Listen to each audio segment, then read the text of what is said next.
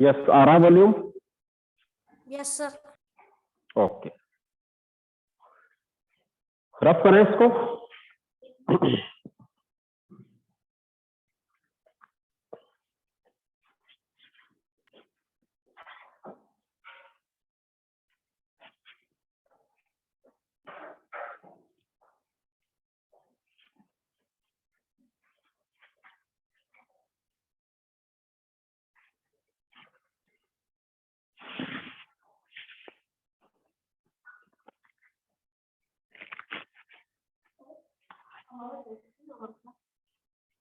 नहीं लिख रहा है क्या टेस्ट का कुछ आपके इसमें? कुछ अगर लिख रहा है तो बात अलग है।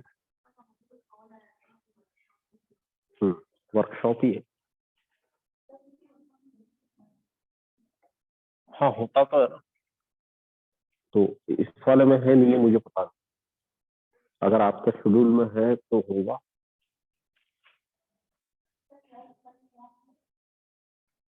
नहीं कल नहीं। देखो नेक्स्ट क्वेश्चन है, the diagonal of rectangle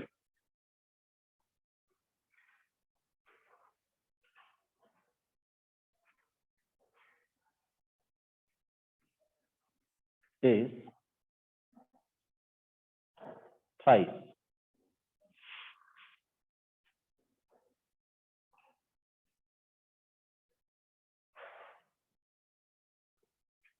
smallest side। ठीक है,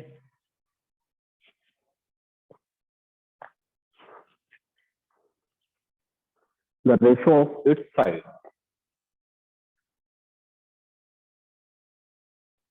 the ratio of its side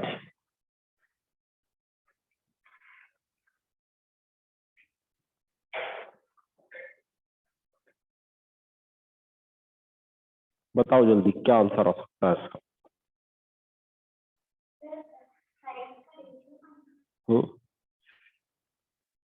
side का रेशियो निकालना।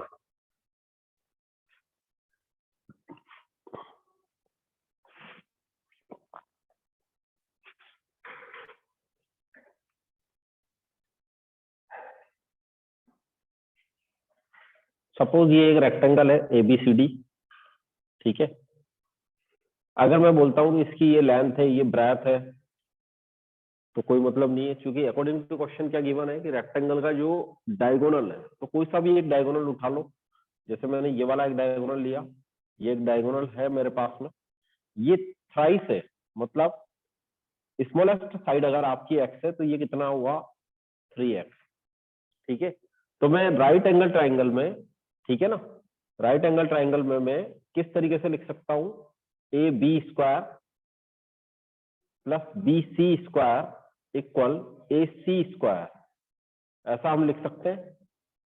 AB स्क्वायर तो मुझे पता लगाना कितना आएगा इन टर्म ऑफ x, इन दोनों पर इसको मैं उधर ले जा रहा हूँ। AC स्क्वायर की वैल्यू है आपके पास में 3x होल स्क्वायर बन जाएगा, और BC आपने x एज्यूम कर किया हुआ है पहले, तो कितना बन गया ये 9x square minus x square, कितना आ गया 8x स्क्वायर। ठीक है, या आपके पास में किसकी वैल्यू आई, AB स्क्वायर की वैल्यू आई। तो बताओ मुझे जल्दी से कि AB कितना आएगा।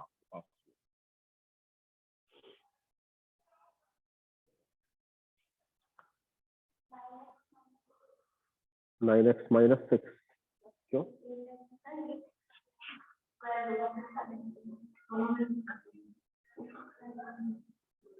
8x आएगा, नहीं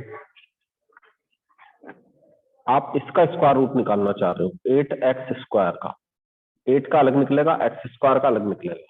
अब x पे तो स्क्वायर है इसलिए सीधे सीधे बाहर आ गया है, लेकिन 8 का स्क्वायर रूट आप किस तरीके से निकालोगे, तो आप इसको इस तरीके से लिखो, 2 मल्टीप्लाई 4 मल्टीप्लाई x स्क्वायर।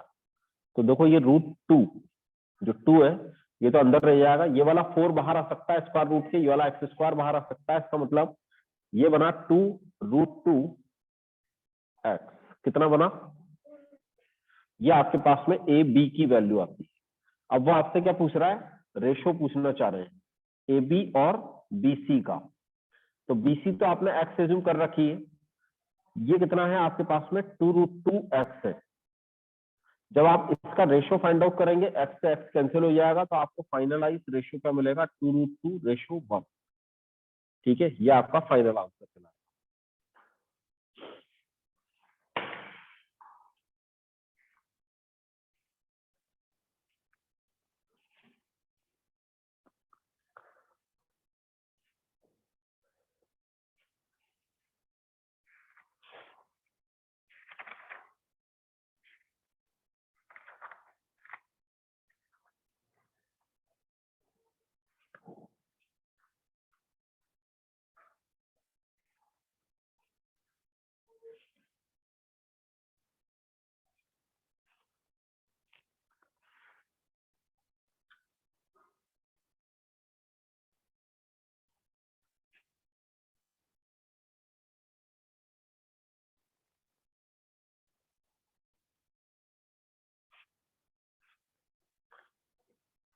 ये क्वेश्चन लिख लिया,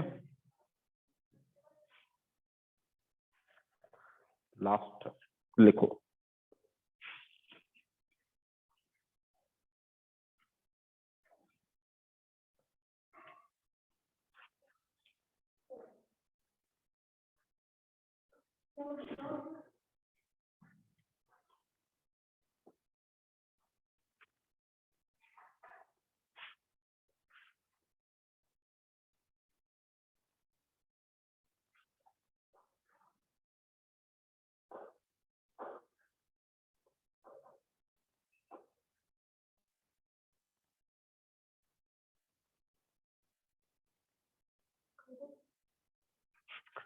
क्लियर,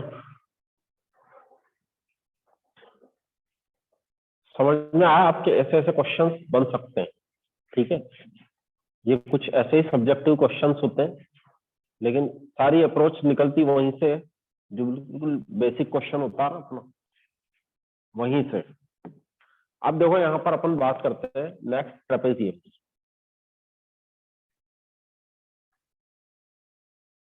क्या होता है ट्रेपेजियम? जिसका वन पेयर, ठीक है, पैरेलल हो, वन पेयर पैरेलल हो, ऐसा हो सकता है। दूसरी जो साइड्स हैं वो नॉन पैरेलल साइड्स, ये ट्रेपेजियम है। ठीक है, तो आप डायग्राम बना लोगे तो आपको एक आइडिया रहेगा कि हम ABCD को डायगोनल, सॉरी, ट्रेपेजियम क्यों बोलते हैं, क्योंकि यहाँ पर AB पैरेलल है आपका DC के। ठीक है,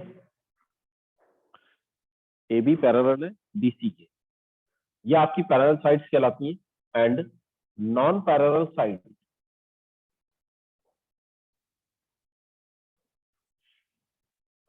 जो आपकी नॉन पैरेलल साइड्स है, वो यहां पर कहलाएंगी AD और BC। AD एंड BC, ये आपकी नॉन पैरेलल साइड्स। आपका ट्रेपेजियम देखो इस तरह का हो सकता है, बिल्कुल हो सकता है, डेफिनेटली। ऐसा ट्रेपेजियम भी हो सकता है, इसको भी हम ट्रेपेजियम ही बोलेंगे, अगर यहां पर 90 डिग्री एंगल बन रहा है तब भी। ठीक है, इसको भी हम क्या बोलेंगे, ट्रेपेजियम बोलेंगे, अगर ये 90 डिग्री एंगल बना रहा है। ठीक है ना, पहला डायग्राम ये है मेरे पास में, एक डायग्राम ये है मेरे पास में, एक और मैं यहाँ पर डायग्राम बना रहा हूं, उसको भी आप ध्यान से देखना।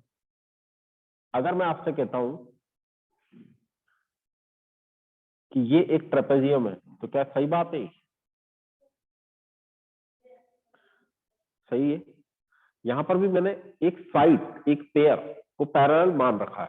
ठीक है, अगर आप इस तरीके से लिख देते हैं कि ABCD मेरे पास में ये एक ट्रेपेजियम है, तो इस वाले केस में आपका AD BC ये दोनों क्या होंगी, पैरेलल है, इसीलिए क्या कहलाएगा, एक ट्रेपेजियम कहलाएगा।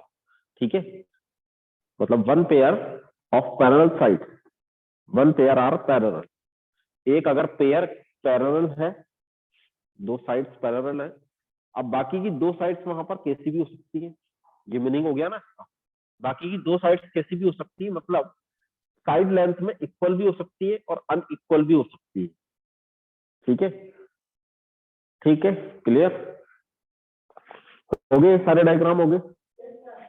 अब अगर मैं आपसे ये कहता हूं कि आपके पास में एक ट्रेपेजियम है और उसकी नॉन पैरेलल साइड्स इक्वल है, तो उसको हम क्या बोलते हैं? Isosceles trapezium. क्या बोलते हैं? Isosceles trapezium. तो आप एक हेडिंग लगा लो छोटी सी और इस तरह का एक डायग्राम बना लो जिसमें हम दोनों साइड्स को इक्वल बताएंगे कि आपके पास में ये और ये जो साइड्स है, ये और ये साइड्स है, ये आपस में इक्वल है। अगर आपके पास में ए बी सी डी, क्या बोलोगे इसको? Isosceles trapezium. ठीक है, तो यहां पर आपके पास में देखो ए बी डी सी ये पैरेलल है and A D equal B C होगा। तो इस वाले केस में हम क्या बोलेंगे कि ये एक आइसोस्केलस ट्रेपेजियम है। कैसा ट्रेपेजियम है? ठीक है, हम किसी भी ट्रेपेजियम का एरिया कुछ इस तरीके से लिखते हैं, तो उसको मैं डायरेक्ट लिख रहा हूं यहां पर, एरिया ऑफ ट्रेपेजियम।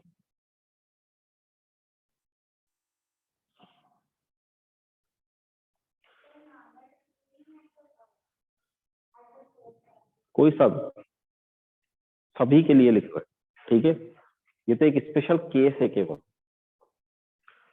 1/2 लिखेंगे अगर मैं इसी के लिए लिखूं।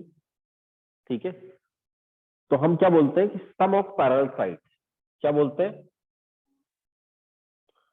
सम ऑफ पैरेलल साइड्स। इसको हम मल्टीप्लाई करते हैं डिस्टेंस बिटवीन पैरेलल साइड्स। ठीक है, मतलब मल्टीप्लाई करके यहां पे लिख देते हैं डिस्टेंस बिटवीन दैम। और हाइट, हाइट भी कहलाती है। क्या कहलाता है? इनके जो बीच की डिस्टेंस होगी वो ट्रेपेजियम की क्या कहलाएगी? हाइट भी कहलाएगी। ठीक है ना? मतलब आप यहां पर ऐसे भी लिख सकते हो कि सम ऑफ पैरेलल साइड, ऐसा साइन बना देता हूं पैरेलल साइड, ये पैरेलल वाला साइन बना दिया, और मल्टीप्लाई आप इसको कर रहे हो इसकी हाइट से। ठीक है, मल्टीप्लाई हम किससे कर रहे हैं? इसकी हाइट से इसको मल्टीप्लाई कर रहे हैं। यहां तक क्लियर? ये आपके पास में 1/2 sum of parallel sides multiply height आप अगर लिख लोगे तो आपको इसका एरिया मिल जाएगा। क्या मिलेगा?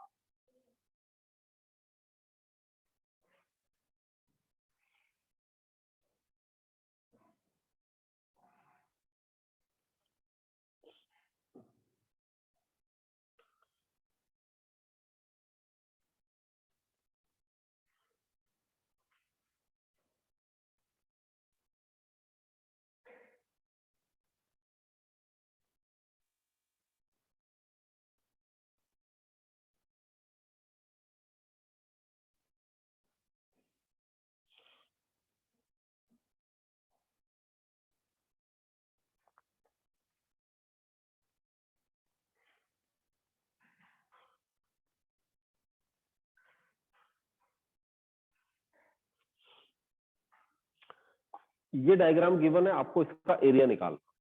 ठीक है, डायग्राम ये गिवन है, हमारे को इसका एरिया निकालना। एक बार के लिए थोड़ा सा टाइम दे रहा हूं आप लोगों को, ट्राई करो।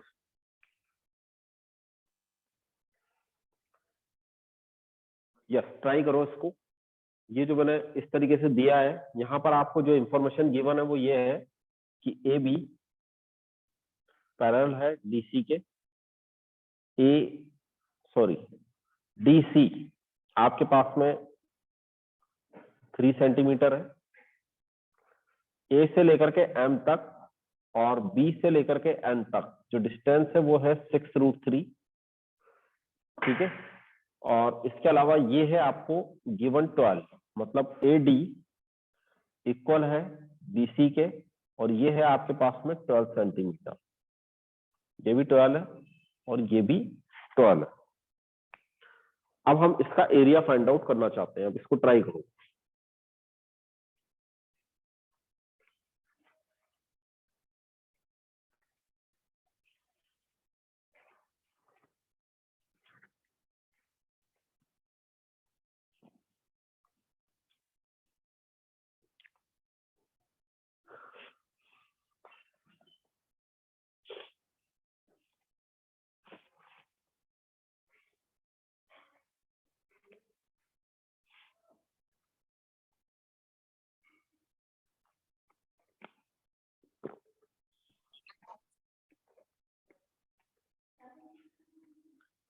हाँ 6√3।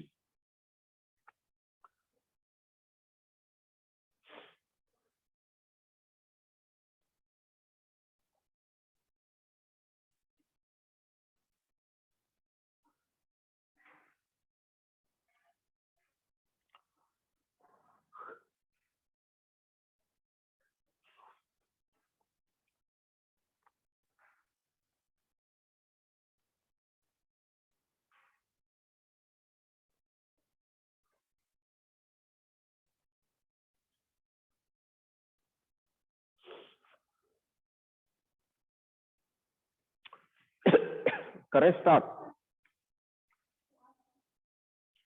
रुके, करो भाई ऑनलाइन जो बच्चे हैं वो भी एक बार ट्राई करो, ठीक है, ऑनलाइन ऑफलाइन सभी ट्राई करो इस क्वेश्चन को। हम यहाँ पर इसका एरिया निकालना चाहते हैं, ये एक ट्रेपेजियम है, ट्रेपेजियम का एरिया जो फॉर्मूला होता है वो तो हमारा को पता है, ठीक है। तो यहाँ मुझे क्या कम दिख रहा है, मुझे इसके बीच की हाइट गिवन नहीं है, 3 होगी, 3 क्यों होगी?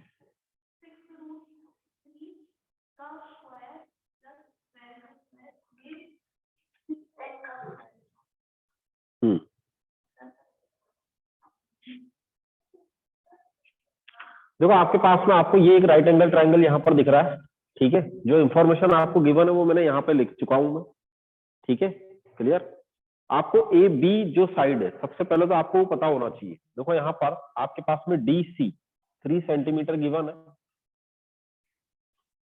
ए से लेकर के बी तक अगर मैं जाऊंगा, ठीक है, तो मुझे इसकी लेंथ पता लगानी है। यहां से यहां तक 6√3 है, जितना ऊपर है उतना नीचे भी होगी, कितना आएगा 3, ठीक है, ये कितना आया 3। तो 3 चाहो तो आप समझने के लिए लिख लेना इसको डायग्राम में, अलग से इस तरीके से लिखना, समझने के लिए गिवन नहीं है, अभी लिखा है, ठीक है। तो हम यहां पर देखो क्या करेंगे, 6√3 लिखेंगे, फिर 3 ऐड करेंगे, फिर अगेन 6√3 ऐड करेंगे, तो ये कितना बन जाएगा टोटल, 6√3 प्लस 6√3 मिलकर के क्या बनेगा 2 6√3 क्या, हाँ 2 इंटू 6√3 मतलब 12√3 प्लस 3, ठीक है, ऐसा लिख सकते हैं ना, लिख सकते हैं ऐसा।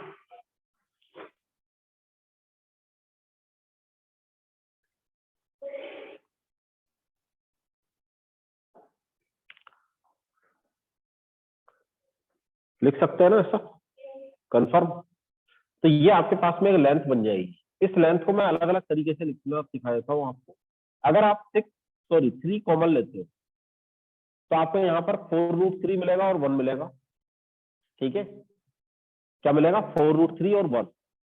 अगर मैं यहाँ से √3 कॉमन लेता हूँ, अगर मैं यहाँ से √3, अगर मैं यहाँ से 3 कॉमन ले लूँ तो आपको अंदर मिलेगा 4√3 प्लस 1। लेकिन अगर मैं यहाँ से √3 कॉमन ले लेता हूँ तो √3 देखो किस तरीके से कॉमन लोगे आप, यहाँ आपको 12 मिलेगा उस वाले केस। अब यहां से अगर मैंने √3 कॉमन ले लिया तो मुझे कितना मिलना चाहिए, √3 मिलना चाहिए, यही मिलना चाहिए ना। क्यों मिलना चाहिए, क्योंकि जब आप इस √3 को अंदर मल्टीप्लाई करोगे तो 3 बन रहा है, नहीं बन रहा है, ये 3 √3 और √3 मल्टीप्लाई हो रहे पर 3 बन रहा है, ठीक है। अब ये कोई बेसिक नहीं है अभी इस क्वेश्चन का, इस क्वेश्चन का एक्चुअल बेसिक समझो कि मुझे ये हाइट फाइंड आउट करनी, तो मैं क्या करूंगा, इस राइट एंगल ट्राइंगल को देखूंगा, ये हाइट है ना, तो यहाँ पे 90 डिग्री एंगल बन रहा होगा। तो अब आप यहाँ पर इस केवल ट्राइंगल को मेजर करो, क्या आपके पास में एक ट्राइंगल है, इसमें आपको ये हाइट पता नहीं है, डी से लेकर के एम तक, ए से लेकर के एम तक आपके पास में 6√3 है और ये आपके पास में 12 है। तो जब आप यहाँ पर डी एम स्क्वायर लिखोगे तो कैसे लिखोगे, 12 स्क्वायर माइनस 6√3 होल स्क्वायर लिखोगे, ठीक है, कितना आ जाएगा 144। ये बताओ स्क्वायर करने पे कितना देगा 3, कितना हो जाएगा, कितना हो गया 108 108 में से, सॉरी 144 में से 108 को माइनस करो, कितना आया? तो आपके पास में डीएम स्क्वायर की वैल्यू आती है। इसका मतलब डीएम, जिसको आप हाइट बोलेंगे, वो क्या आएगी आपके पास में? 6 आएगी। ठीक है, अब मेरे को क्या बोला गया कि आप इसका एरिया फाइंड आउट करें। एरिया कैसे निकालते हैं? 1/2 multiply sum of parallel side. तो मेरे पास में पैरेलल साइड कौन कौन सी है? एक तो है ए बी और दूसरी है सी डी। ठीक है, और इसके बीच की हाइट कितनी है? वो है 6। ठीक है, अब इस फॉर्मूले में वैल्यू पुट कर दो, 1/2 लिख दो, मल्टीप्लाई, यहां पर अगर मैंने कॉमन लिया था तो 3 आया था, यहां पर √3 आया, तो कुछ और ले सकते हैं क्या कॉमन इसमें? ये दोनों एक ही चीज है, ध्यान रखना, बस कॉमन लेने का तरीका अलग अलग है हमारा। कुछ कॉमन मैंने इस तरीके से सिखाया, कभी कॉमन आपको वैसे लेने की जरूरत पड़ेगी, कभी आपको √3 लेने की भी जरूरत पड़ सकती है। ठीक है, क्वेश्चन में कभी √3 कॉमन लेने की भी जरूरत पड़ सकती है। तो सबसे पहला काम तो A B plus C D करें। तो ए बी देखो मेरे पास में कितनी आ रही थी? ये आ रही थी, यही लिख दूं?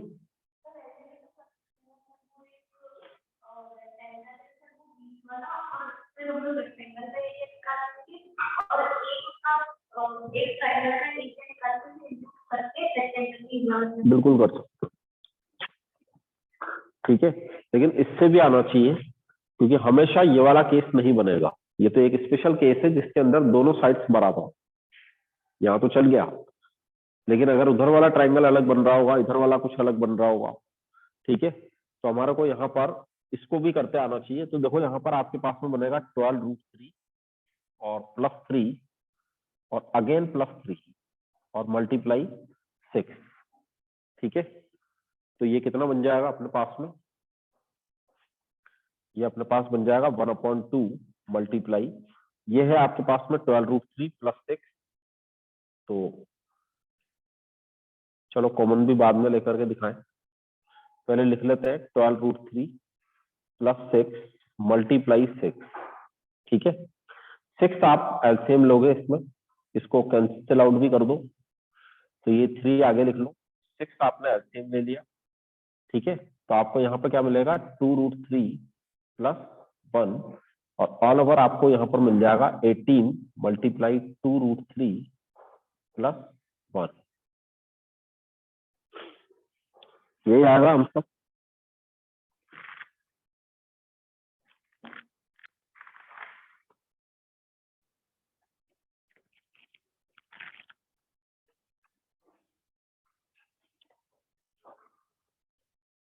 ठीक है, देखो ये जो अभी हमने क्वेश्चन करे, ये तो एक बेसिक लेवल का। अब मैं एक ऐसा क्वेश्चन ले रहा हूँ जो थोड़ा ज्यादा इंपॉर्टेंस रखेगा आपके लिए। करें रफ? चलो नोट करो।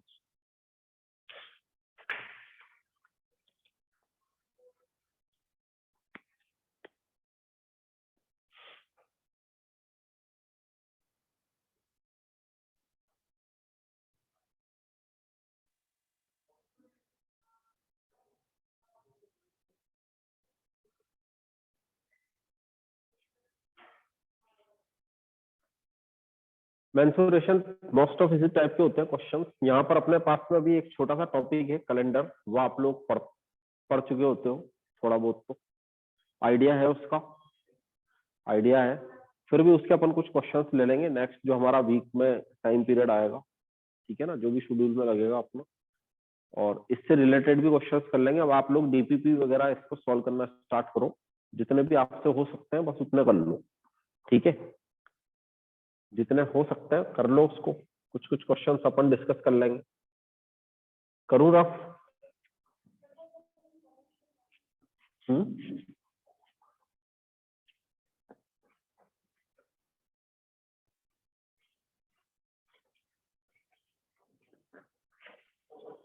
पूरा कर दूं?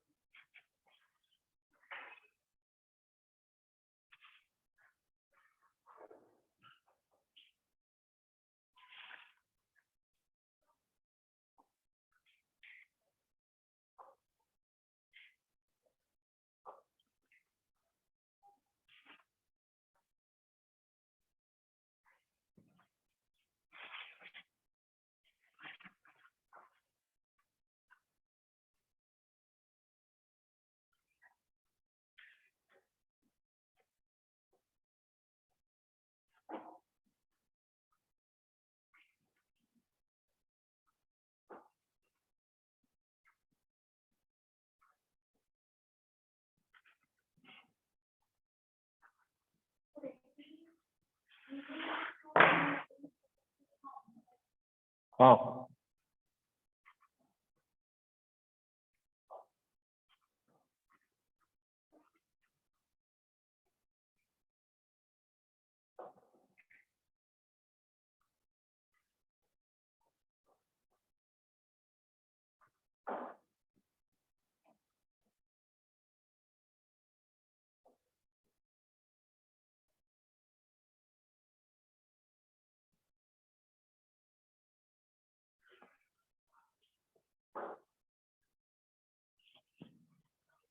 आंसर देने का तरीका अलग अलग हो सकता है। देखो यहाँ पर, हाँ ना, मैंने यहाँ पर इसको कैंसिल आउट कर दिया। पहले ये 6 6 आ सकता था, 6 की जगह 3 भी बाहर आ सकता था, ठीक है ना। तो अब देखो यहाँ पर जो क्वेश्चन है, ध्यान से समझना इस क्वेश्चन को।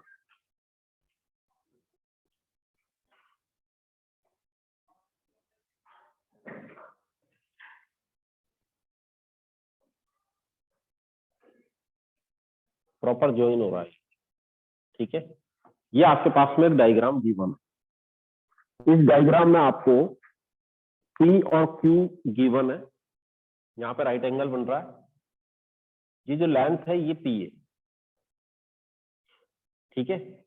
ये वाली जो लेंथ है ये Q है, ये लेंथ भी P है, ठीक है। ये लेंथ भी क्या है, P है। और आपको ऐसा बोला गया कि इसका जो पेरीमीटर है, इस डायग्राम का जो पेरीमीटर है वो 128 सेंटीमीटर है। अब मैं इसका एरिया लिखना चाहता हूं, ठीक है। इसका एरिया बताना चाहते हैं। तो देखो आप समझो इस क्वेश्चन को।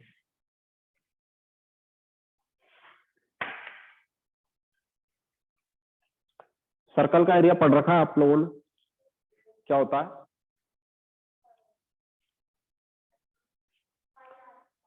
पाई आर स्क्वायर होता है, ठीक है। सर्कल का एरिया पता होता है आप लोगों को, पाई आर स्क्वायर। तो क्या यहाँ पर सर्कल जैसी कोई शेप दिख रही है, क्वाड्रेंट दिख रहा है, वेरी गुड, ठीक है। हाँ, अगर आपके पास में एक सर्कल का एरिया, अगर सबसे पहले तो हमारे को ये पता होना चाहिए कि भाई सर्कल अगर मेरे पास में है तो मुझे उसका एरिया लिखते आता है, पाई आर स्क्वायर होता है। उसका सरकमफेरेंस भी लिखते हुए आता है, कितना होता है, ठीक है। सरकमफेरेंस भी पता होना चाहिए, ठीक है ना।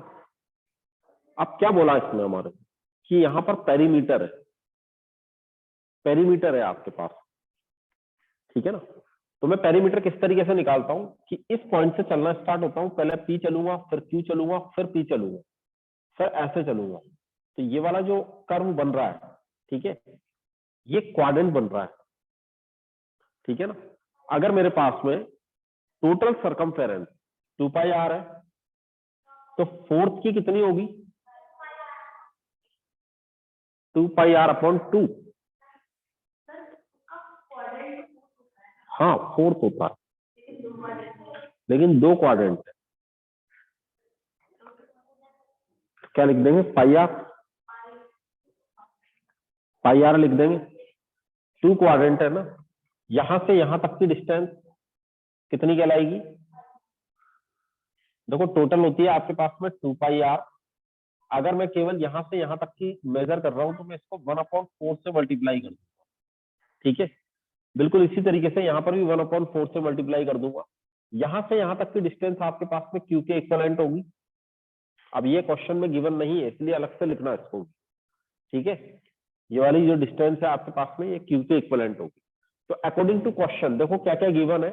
यहाँ पर आपको गिवन है P प्लस Q प्लस ये जो मेरे पास में 2 क्वाड्रेंट बन रहे हैं, इसका मैं एरिया लिख सकता हूं, सरकमफेरेंस लिख सकता हूं, सरकमफेरेंस ऑफ सेमी सर्कल। क्या लिख सकते हैं, सेमी सर्कल, ठीक है। तो कितनी लिखे, पाई आर लिख दे। आर ही है क्या, आर ही ये पी है, कितना लिखेंगे, पाई पी, ठीक है। अब आगे बात समझिए, ये आपको कितना गिवन है, ठीक है। थोड़ा सा इसको सॉल्व करके देखते हैं। तो आपके पास में बनेगा, देखो 2p plus 2q plus pi p equal 128। ठीक है, इक्वल कितना बन जाएगा, बन जाएगा ये। अब आप यहां से 2p है और पाई p है, तो चाहे तो इन सभी को उधर ले जाए, ले चले उधर, या कुछ और करें।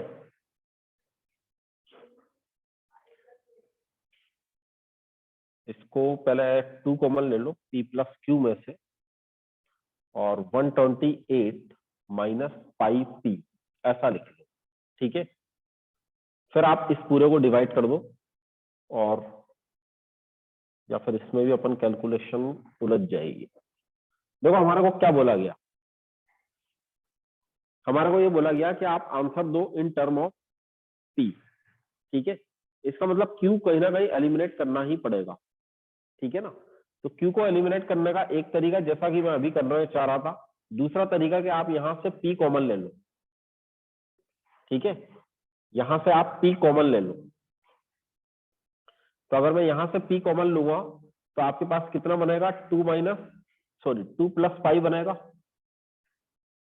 और 2q भी बनेगा, और इक्वल में 128 है अपने पास। ठीक है, तो इस पूरे को ही उधर लेकर के चल जाते हैं, तो अपने पास में 2q की जो वैल्यू है वो कुछ इस तरीके से आ जाती है, 128 माइनस p 2 प्लस पाई। यहाँ अंदर वाला तो नेगेटिव नहीं होगा, नहीं होगा, होगा क्या, नहीं होगा। ठीक है, और q की वैल्यू हम किस फॉर्मेट में लिख सकते हैं, 1/2 128 माइनस p 2 प्लस पाई, लिख लो इसको।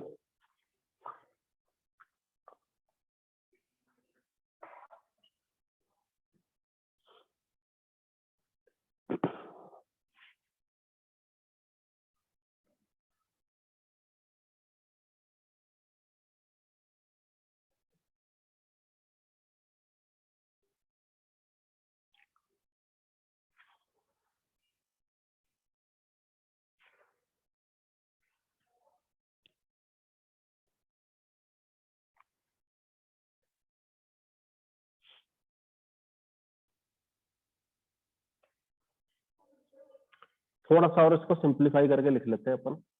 इस 1/2 को मैं अंदर मल्टीप्लाई कर रहा हूँ, तो आपको मिलेगा 64। इसको ही मैं अंदर मल्टीप्लाई कर देता हूँ, तो आपको ऐसा कुछ दिखेगा। ये वैल्यू याद रखिए। ठीक है, मैंने कुछ भी नहीं करा, 1/2 को अंदर जाकर के मल्टीप्लाई कर दिया। पहले इससे मल्टीप्लाई होगा, फिर -2p से मल्टीप्लाई होगा, फिर -p पाई से होगा, p भी आएगा यहाँ। ठीक है, पाई p/2। अब देखो मेरे को क्या बोला इसने कि आप एरिया निकालो। ठीक है, तो मैं एरिया किस तरीके से लिखूंगा, एरिया लिखते आता है हमारे को, आता है ना। 2 मल्टीप्लाई एरिया ऑफ क्वाड्रेंट, 2 से मल्टीप्लाई कर दो एरिया ऑफ क्वाड्रेंट, प्लस करो इसके अंदर एरिया ऑफ रेक्टेंगल। ठीक है, एरिया ऑफ रेक्टेंगल। बस इसको अगर मैं सॉल्व कर लूं और जहां जहां क्यू आता है उसको रिप्लेस कर दूं इससे, तो फिर मैं अपने आंसर पर पहुंच जाऊंगा। ठीक है, करने का तरीका आ गया समझ में, नहीं आया शायद, थोड़ा थोड़ा नहीं आया, लेकिन फिर भी आप लिखते जाओ। देखो आप 2 मल्टीप्लाई एरिया ऑफ क्वाड्रेंट अगर लिखोगे तो 1/4 पाई p स्क्वायर करके लिखोगे। ठीक है, फिर एरिया ऑफ रेक्टेंगल लिखोगे तो p मल्टीप्लाई q लिखोगे। ठीक है, p मल्टीप्लाई q लिखोगे, ये तो कितना बन जाएगा आपके पास में, 1/2 5p स्क्वायर बन जाएगा। ये आपके पास कितना बन जाएगा, p मल्टीप्लाई q बन जाएगा। अब मैं क्यू के प्लेस में इसको लिखना चाहूंगा, क्यू के प्लेस में इसको लिखेंगे, तब जाकर के आपको आंसर फाइनली मिलेगा। ठीक है,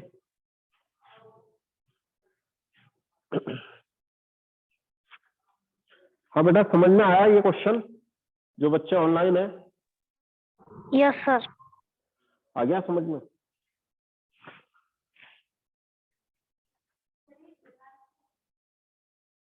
AR मतलब एरिया, एरिया ऑफ क्वाड्रेंट लिख दिया मैंने, शॉर्टकट में लिख दिया एरिया ऑफ रेक्टेंगल। समझने के लिए आप भी ऐसा लिख सकते हैं, area of quadrant, area of rectangle.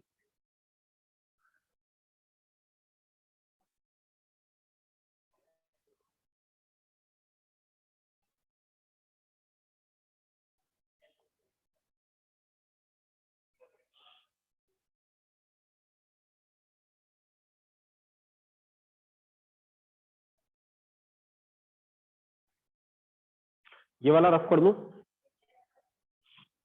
ये वाला तो कर दूं ना। अगली कैलकुलेशन यहां पे करते हैं।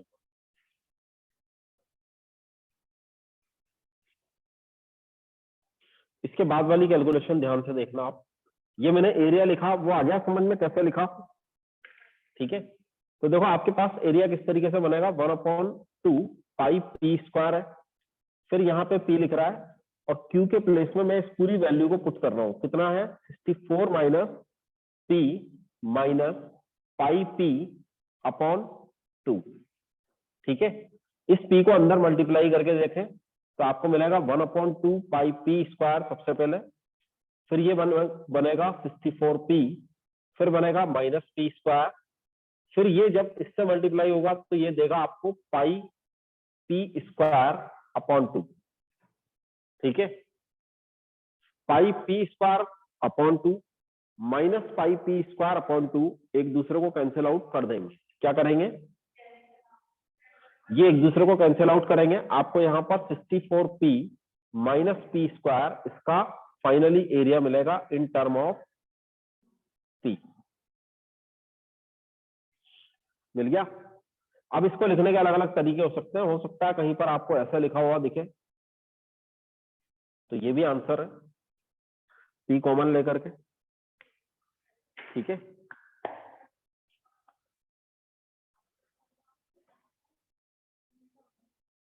टाइम तो हो गया लगभग।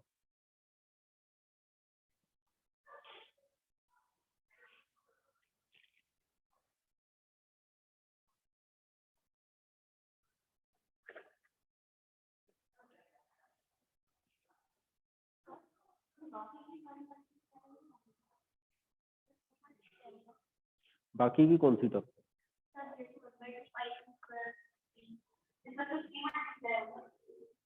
कहां पर, मतलब समझा नहीं। ये क्यों मल्टीप्लाई हुआ? यहाँ पॉजिटिव साइन आ गया ना। नहीं, यहाँ पॉजिटिव साइन आ गया ना, तो ये तो सिंगल ही तो है। जो ब्रैकेट के बाहर होगा केवल उसी को तो मल्टीप्लाई करते हैं।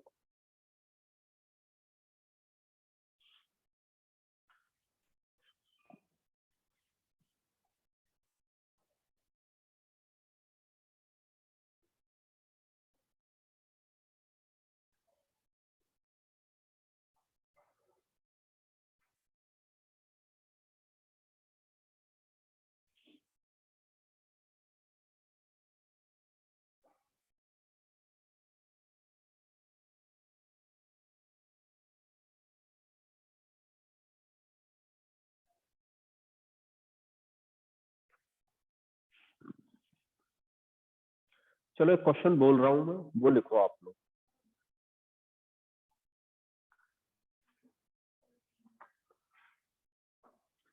जल्दी से लिख लो क्योंकि मेरी नेक्स्ट क्लास है हाथों हाथ। ठीक है, find the area of trapezium, find the area of trapezium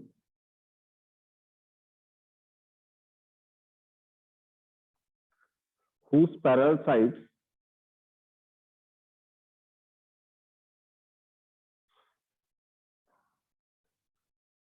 parallel sides are 25 centimeter and 13 centimeter। हाँ, ठीक है, 25 and 13 centimetre, and non-parallel sides are 15 centimetre.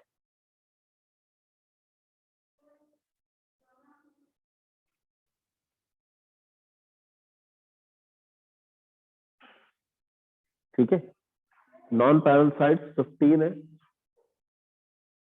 और बाकी तो जो गिवन है वो है ही सही। हम यहाँ पर इस ट्रेपेजियम का एरिया निकालना,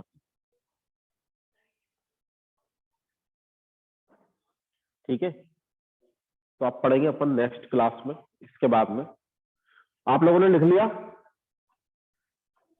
यस सर। ठीक है बेटा, इसके बाद में अपन पढ़ेंगे नेक्स्ट क्लास में, जिसमें कुछ मेंसुरेशन से रिलेटेड ही क्वेश्चंस करेंगे, ठीक है, और Yes. उसमें डीसीपी वगैरह के क्वेश्चंस आप लोगों को सॉल्व कराऊंगा, ठीक है। यस। ओके, इसको ओवर कर रहा हूं मैं मीटिंग को। लिख लिया आपने?